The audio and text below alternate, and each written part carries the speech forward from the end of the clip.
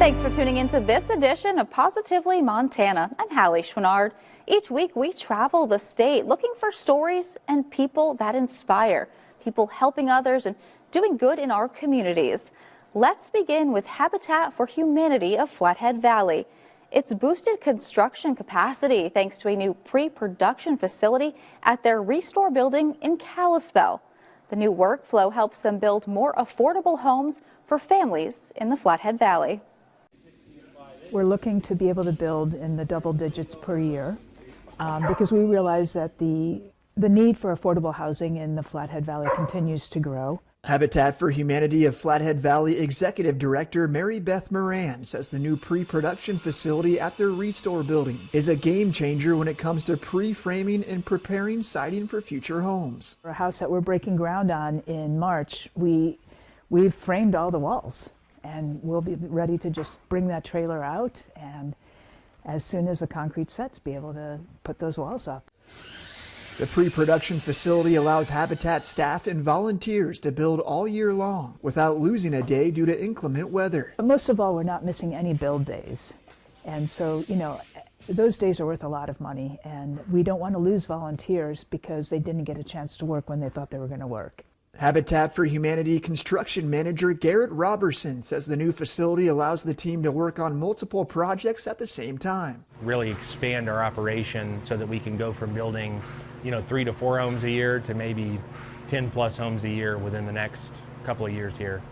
None of this construction would be possible without countless volunteers working multiple days a week to build new homes.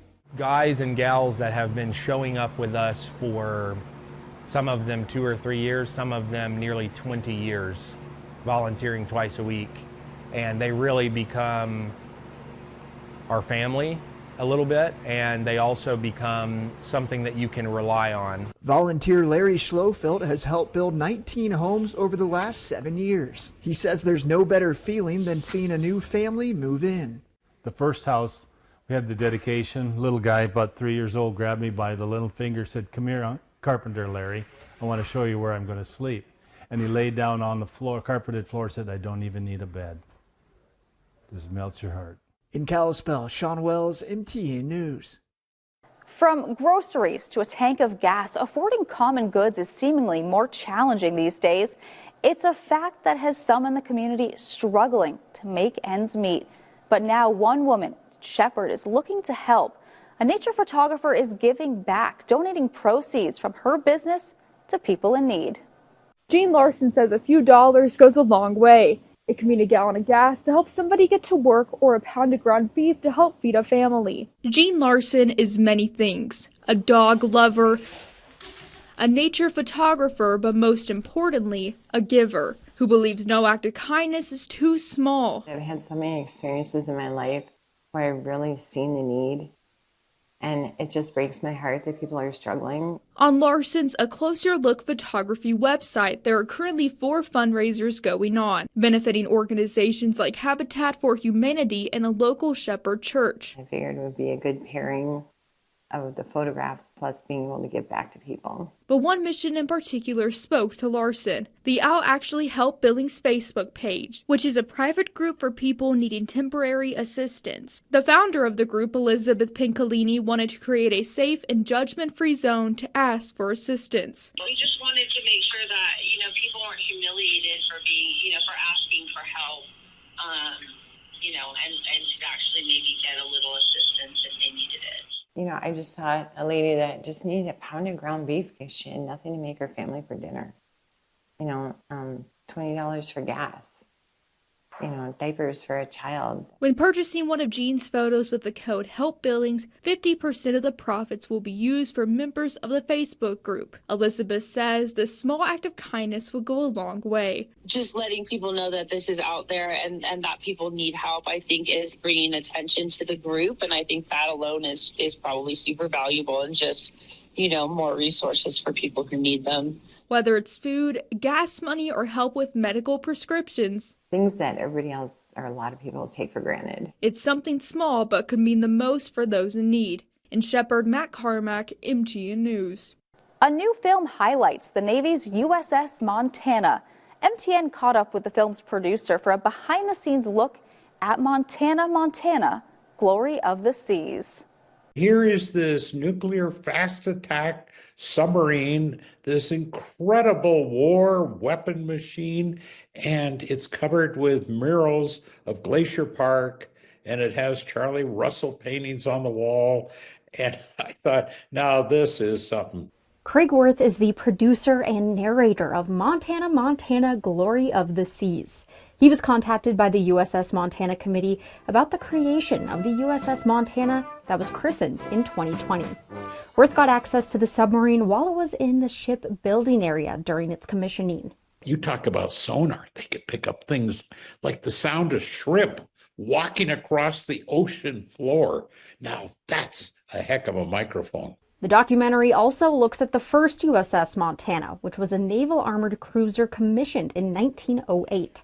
The second USS Montana may also be a warship, but it is not decorated like one. Worth says the mess hall is called the Big Sky Saloon, a house divided with its tables cats or grizz themed.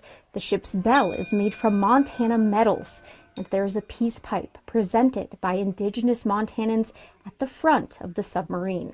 The USS Montana Committee was able to convince the Navy, able to convince all forces that wouldn't this be a great idea to have a little bit of Montana 200-300 feet below the surface. The committee has brought some of the ship's sailors to the Treasure State to experience what the real Montana is like outside of their nearly 400-foot-long version. While the ship is a large part of the documentary, it is the people who man it that make it what it is. These are folks who will be under the water for 90 days, as much as 6 months. They will be involved in a situation where there is no night and day.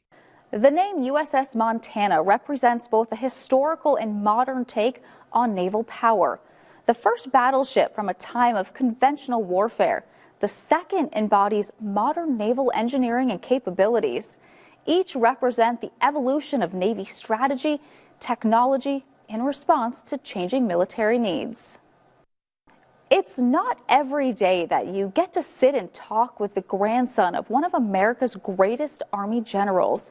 Benjamin Patton, the grandson of the legendary General George Patton, was in Billings recently talking about his new film project involving veterans.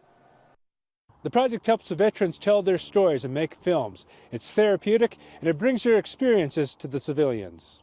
My grandfather in 1943 infamously slapped a couple of soldiers during a campaign in Sicily at a time when he thought he was doing the right thing. Benjamin Patton could tell stories forever. He thought he was giving back their sense of honor and their sense of self, but he didn't really understand it. Specifically of his grandfather, General George S. Patton III. The great World War II military leader for the United States was depicted in the 1970 film Patton, though sometimes without context. I think people came away from that thinking that he loved war, but I think he just loved the tactical aspects of war, you know, of being effective against an enemy, but I don't think he loved war. Benjamin's father, George S. Patton IV, also served in the United States Army, attaining the rank of Major General. It's the lives of his father and grandfather that inspired him 13 years ago to start the Patton Veterans Project, which helps veterans with filmmaking. They tend to forget the situation they're in, and they just focus on finishing this film. Hi, can I help you? Hey, yeah, I'm here for the free coffee for Veterans Day. I felt I had no purpose, and I had been retired, and when you're retired, sometimes idle hands. And this has given me a new purpose, to be able to help veterans in a way I didn't know I even could help. Randy Henry worked with 15 to 20 veterans on the film Ledge, about veteran suicide. He is now the Patton Veteran Project Director of Operations and says whether it's the military or producing a film, the commitment is similar. It's like a combat buddies. I don't want to let you down, though I'm not going to let you down in this film. Patton and Henry are in town for a Veterans Navigation Network event, hoping to recruit some veterans for filmmaking productions. I love it. This is a blast. We've had a long legacy of service, and while I didn't serve in uniform, I feel like I'm serving out of uniform right now in a way that perhaps is just important. In Billings, David J., MTN News. Still to come on this edition of Positively Montana, combining physical activity and social interactions. We're taking you outdoors to beat the cabin fever next. Stay with us. More stories from the heart of the Treasure State are on the way when Positively Montana continues after this.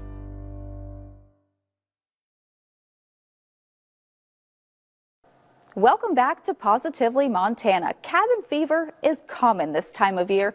It's important to prioritize mental well-being and make an effort to engage socially and physically. An event in Martin City does just that, and thousands turn out year after year for some outdoor fun.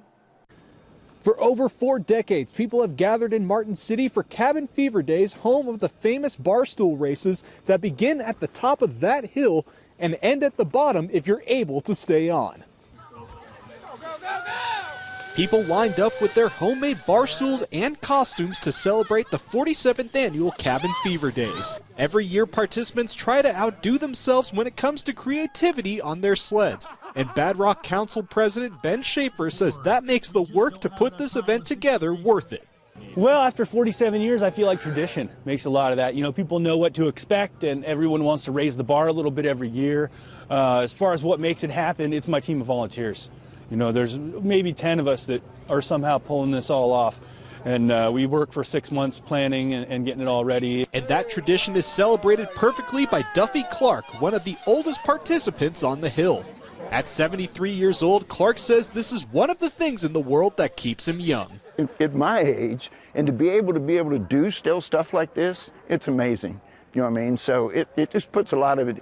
You know, yesterday I was finishing the sled up and fretting where I was going to get it done and everything, and today I'm here and it's like a breath of fresh air. It's just like, it's a good time. It's a really good time. As much as Clark loves his own experience at the races, it's seeing the hard work people put in to make the event unique in the spirit of giving back to the community that makes it special for him. You know what I mean? So it's stuff, you'll see a lot of this stuff just built in their garage or in their apartment or whatever, and they bring it out here and work on it. And it's neat to be able to do that. These sleds are all built handmade by home, you know, people at home. So that's what's neat about it. It's a good camaraderie. I see people every year here at the same place. So it's a good time. In Martin City, Derek Joseph, MTN News. One of the highest honors in Montana high school sports is to be a 4-time state champion. One Huntley Project Jr. will have a chance to do just that in a slightly more non-traditional event. There's no shortage of high school state championships when it comes to Huntley Project. And one student, a junior, just added another to the school's trophy case, but her activity is a little different than most. And I know I sound sick, but I needed to. I needed to get his schedule memorized. Madeline Gearhart has a confession. I know everyone wants to say it was premeditated because I knew I was going to do it. A serious one. He could do this to another girl just like me. But don't panic, the confession isn't real. This is Gearhart's drama solo from this year's state meet, a talent her parents still can't believe. I just assumed she would do a comedy piece because that's all I had ever seen her do. And Gearhart's first performances, pre-high school, were much less serious, fun school plays where she was typically in comedic roles. I like knowing that I can make people laugh. I think that's what made me fall in love with it at first, is seeing people just enjoy themselves. Though that has certainly changed. What I did to deserve this. She can just deliver the performance and really pull everybody in. She is one of just a small handful who this is completely innate for her. Huntley Project speech and debate head coach Becky Ney says that in her 14 years, she hasn't seen many students as comfortable performing as Gearhart. She can be giggling and laughing one moment, and as you watched her perform, you can see she can just become this, sobbing, emotional mess. And now Gearhart is on the verge of history. The junior just won her 3rd straight Class B drama solo state title, putting her in a rare category, with a chance to four-peat next year. It's just very impressive to me how much she in particular pours into just making this the best performance that she can. Ney says it's a testament to her hard work. Her parents couldn't be more proud. I always think she's the best, and I'm like, well, I'm obviously partial to her. I usually can't watch her without crying, and so it's unbelievable to me that I'm her mom and I know it's fake, but I actually believe her. I knocked on the door. I couldn't control myself. This was the first. I think it was just something I wanted to try, and I fell in love with it. That passion is easy to see. Again. I would do the exact same thing. Okay, thank you. In Warden, Charlie Kleps, MTN News. The Montana State Capitol building was completed in 1912. It features impressive architecture, including a dome inspired by Roman and Greek styles. The Montana Historical Society offers tours as an engaging way for residents and visitors to learn more about the history, architecture, and significance of our state capitol building. It's a very busy time for our tour staff, but it's also an exciting time because we get to bring history and make it alive for folks. The Montana Historical Society hosts daily, hour-long tours of the Capitol during the legislative session. They also share the state's history with hundreds of school kids from across the state each week. The goal of the tours is to educate all ages and provide an experience to see history and watch it unfold right before their eyes. We give people insight on the art, history, culture, and civics of this space. And in many cases, it might be an introduction into how the legislative session works. Folks on the tour can expect to visit all 4 floors of the nearly 126-year-old building and visit spaces like the Senate Gallery, Old Supreme Court, and the House of Representatives.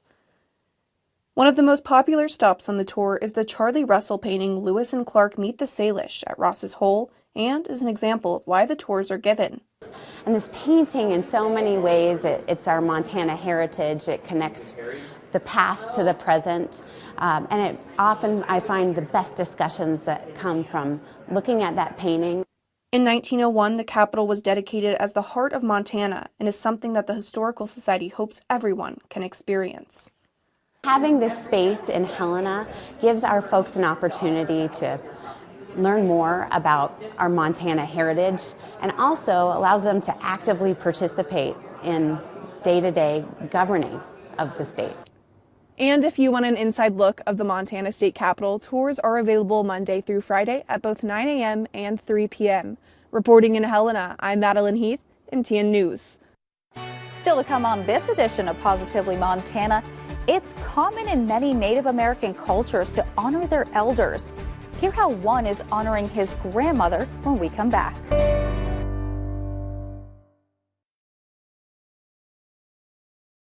Welcome back to Positively Montana. In many Native cultures, it's common to honor elders. They're seen as the keepers of wisdom, history, and traditions. They play a vital role in passing down that knowledge to the younger generations. So it seems fitting a grandson's tribute to his grandmother in honor of her birthday. No one ever calls Linda Short by her name. They all know her as Sugar. My grandfather gave me that name when I was little, because I used to drink tea with him, I guess, and I used to like the sugar, so he just nicknamed me Sugar. It stayed with you. And it stuck. Sugar's grandson Vince is putting on a round dance ceremony this spring in honor of Sugar's birthday. To raise funds, he and the Round Dance Committee put together a midwinter Indian market, which featured handcrafted items from local businesses and homemade food. It makes us money to fundraise for our round dance, and also gives a chance to all the local vendors to make some money. Sugar says she enjoys going to round dances, but never in her life thought she would attend one honoring her. He said, Grandma, he said, I want to give back to you because I've raised him since he was like 6 months old. And that's what Native people do. They honor people, they do things for them. This particular Round Dance Committee began in 2021 in Fort Belknap, and this year they are bringing it to the Great Falls community. I just wish everybody would come. It's free, and just so people can kind of understand what Native people do. It's all about education. That's it. Showing other people our culture, what we do. And everybody has fun, especially the kids. You know, it's like everybody's welcome. Sugar Short's birthday round dance will be held in Great Falls on May 10th. For MTN News, I'm Anissa Coomer. A former Billings man is now a Montana state champion, just a year and a half after picking up the sport. But this isn't your average sport. We're talking pinball. Now, with a trip to the national tournament on the books, there's more to Jerry Valentine's pinball skills than meets the eye. Here in the Monty Casino in downtown Billings holds the largest collection of pinball machines in town. For some, it's just a fun activity to throw a quarter on. Pinball is one of those things that, like, conceptually, it's really easy to do. I mean, you push two buttons, right? But for others, it's become a way of life. But it is really hard to get good at. A lot of hard work, really. You got to dedication, got to show up to tournaments and win. That skill seemed to come easy for Monty bartender Jerry Valentine. Once I realized that there's like a state, national, and international like championship that you can go to for this kind of stuff, I'm like, okay, I'm committed. I'm in. Valentine began playing competitively only 18 months ago, but quickly established himself as one of the best. Everybody wanted to beat Jerry and gave him a point of pride if they could beat Jerry in a tournament. Oh, so competitive. Yeah, I hate losing, especially to Jerry. At one point, even becoming the fastest rising player in the U.S. So it was like some 30,000 ranks that I jumped up. That was when we were like, whoa, like Jerry's in the house. Like we've got a legit real player here. In January, he and several others from Billings, including Zach Jokla, qualified for the state tournament at Odd Pitch Brewing in Missoula. It's like super surreal. You know, you get to like go and play with all these guys that are really good and win tournaments. After several hours of heated competition, Valentine was on top of Montana's pinball world. It's this sucker right here. And that victory qualifies him for the North American Championships next month in Rochester, New York. I'm going up against like one of the top guys already, and I'm hyped. Despite now living in Colorado, he's feeling the love from his hometown. The Monty decided to throw together a fundraiser for him on Sunday to help him get to the Empire State. That was his fellow coworkers, and just like a testament to like how well liked he is around here and how excited everybody was for him. They just kind of went off on their own whim and super supportive, super crazy, and I can't be more appreciative. Along with the rest of the state, the Monty will be cheering him on as he pins his way up to the top of a growing sport. Hopefully we have a Montana national winner. He's super cool. In Billings, Isabel Sparts, MTN News. We hope you enjoyed this week's edition of Positively Montana. I'm Hallie Schwannard, and we'll see you right back here next week.